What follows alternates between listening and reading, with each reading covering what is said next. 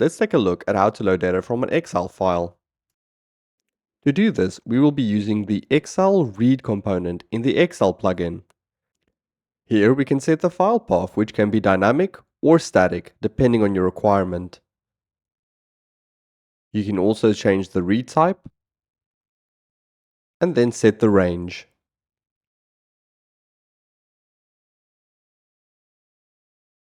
This will return all records in the range that we specified. We can also loop through records so that we can access each record individually. When going into debug mode, we can have a look at how the data will look in runtime.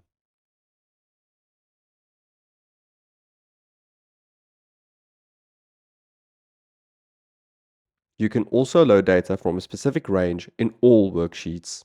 There's a sheet name filter so that you can limit the sheets that are going to be read through. Executing the application in debug mode shows us the data again.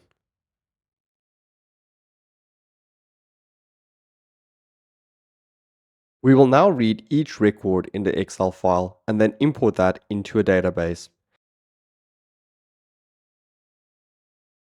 We're going to use the execute SQL component in the database plugin. I'm again setting my database connection string from a setting that I've created, and I will generate my insert with the help of Linx.